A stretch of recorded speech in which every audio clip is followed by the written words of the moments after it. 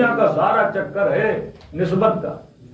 अभी शेर पड़ा किसी हिंदू का, तो किसी हिंदू ने सवाल किया कि आप मुसलमानों का फलसफा हमारी समझ में नहीं आता कि हम बुतों को चूमे तो हम काफर, हम पत्थर को चूमे तो हम काफर, हम बेदती कहलाए, हम मुशरिक कहलाए, हम काफर कहलाए। क्या समझ आप मुसलमानों की भी नहीं आती? आप भी तो सारा दिन पत्थरों के पीछे हो। वो मंदिर बनाते हैं, एक मूर्ति रखते हैं, उसे चूमते हैं, उस पर नजराना देते हैं, उस पर खर्च करते हैं, बड़े खर्चे करके पैदल चल के अपनी मूर्तियों की ज़ियारत को जाते हैं। कि आप जो पूरे साल में हज करने जाते हो, मिलियंस ऑफ द पीपल, वो एक पत्थर का घर है, उसके गिर्द घूमते रहते हो, और का हमने अजीब मंजर देखा, इस पत्थर के घर के अतराफ में फिर एक काला पत्थर भी था। जैसे हजर अस्वद नाम ही काला पत्थर हजर अस्वद है, तो उसको चूमने के लिए एक दूसरे को धक्के दे रहे हो। और यहाँ तक सुना कि चूमते चूमते कुछ की जाने भी निकल गई। इतनी भीड़ में उस पत्थर को, काबा पत्थर का, हजर अस्वद पत्थर का, सही सफा मरवा जिन पहाड़ियों के बीच में करते हो, पहाड़ियां पत्थर की, जिस शैतान को जिस कंकर से मारते हो, शैतान भी पत्थर का,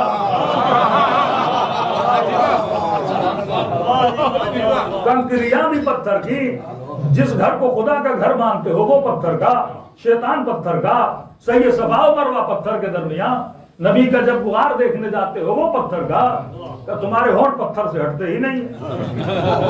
तवाफ पत्थर का, वापस आओ तो पत्थर का, और का शियों को देखा तो और बहन पे अजीब मंजर नजर आया। मिलियंस ऑफ द पीपुल जा रहे हैं किसकी तरफ? जरिया हुसैन की तरफ। का वहां पत्थर था, यहाँ चांदी थी। ये भी तो पत्थर का किस्म है।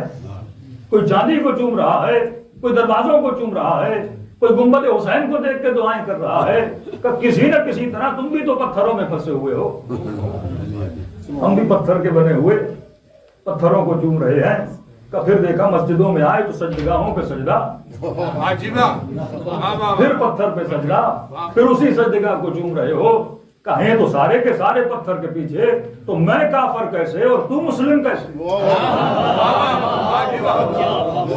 मुझे बड़ी आसानी से काफर बना दिया और सारे काम खुद करते रहे, लेकिन कहा कि मैं मुसलमान हूं। अगर मेरे दिल में पत्थर की मोहब्बत है तो तेरे दिल में भी तो पत्थर की मोहब्बत है। काबा भी तो पत्थर का है, सही सभा मरवा भी तो पत्थर का है, कब्र हुसैन भी तो पत्थर की है। मैंने कहा मसाला पत्थर का नहीं है, मसाला निस्बत पत्थर का है।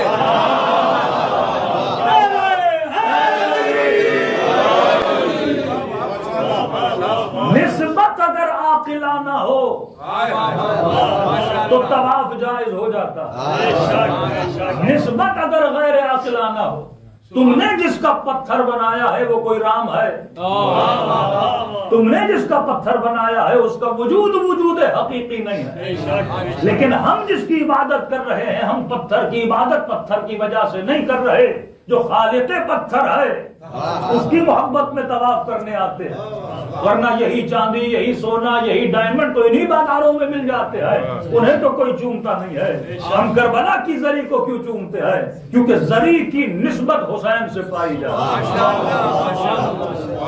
मामला निस्बतों का था और मुसलमान इन्हीं निस्बतों में फंसे रहे। कहा कि मजलिसों से तुम्हें क्या मिलता है, करबला से तुम्हें क्या मिलता है, और वही सवाल करो कि मक्के से तुम्हें क्या मिलता है। हम पर बिदअत का फतवा क्यों लगता है? क्योंकि कहा कि अलम के कपड़े को चूमते हैं और खुद जाते हैं गिलाफ काबा को चूमते हैं। तो गिलाफ काबा की निस्बत खुदा से है, अलम की निस्बत अब्बास से है। मामला निस्बत का है। कुरान की आयत पढ़ रहा हूँ, इस्तस्क़ा मूसा लिक़ौमिही फ़क़ुल नज़रिब बिअसाक़ल हजर फ़नफ़जरत मिन्हु इस्नता अशरता ऐनन। मूसा की कौम आई, मूसा प्यास है, कहता गया है, पानी नहीं है, कुछ करिए हमारे लिए। तो हमने कहा कि जनाब अगर कौम को पानी चाहिए था तो ये शियों की तरह नबी के पास क्यों आ गई?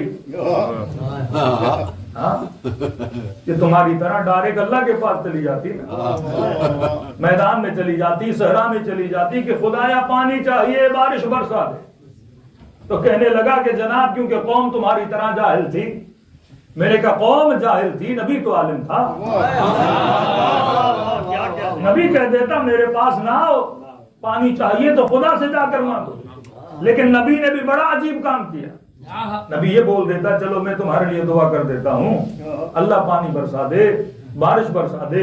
नबी ने ये भी नहीं किया, खुद भी कुछ नहीं किया, बल्कि जो हाथ में लकड़ी थी कहा फजरे में असाकल हजर, मूसा लकड़ी को पत्थर पर मार। और ये अदद बड़ा प्यारा अदद है,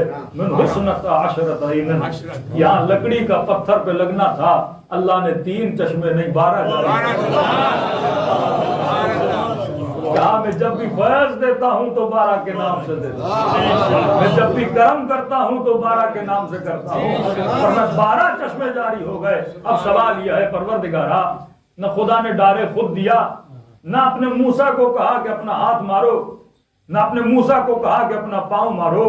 तो सवाल तो बनता है कि मुफ्ती साहब, क्या हजरत मूसा के कदमों में इस्माइल के कदमों जितनी ताकत नहीं थी? इस्माइल ने जब एरिया रगड़ी तो पानी निकल आया, मूसा भी अपना पांव मारते तो पानी निकल आता, लेकिन ये नहीं कहा, बल्कि कहा कि लकड़ी मारो। अब सवाल यह है, इस लकड़ी में इतनी ताकत है कि चश्मे जारी कर रही है, क्या लकड़ी में मूसा के हाथों से ज्यादा ताकत है? क्या लकड़ी में मूसा के कदमों से ज्यादा ताकत है? फरमाया लकड़ी की तरफ न देखो, ये देखो लकड़ी किसके हाथ में है, लकड़ी की निस्बत किसके साथ है। अगर ये लकड़ी जमीन पर पड़ी रहती तो मोजिज़े न दिखलाती, जब ये लकड़ी मूसा के हाथ में आई तो मोजिज़े दिखलाई। तो ये कमाल यद नबुव्वत है कि जब लकड़ी को लगता है तो मोजिज़े दिखला देती है। तो मैं कहता हूँ अलम का कपड़ा आम कपड़ा है, अलम की लकड़ी आम लकड़ी है, लेकिन जब निस्बत अब्बास से हो जाती है तो मोजिज़े दिखला देती है।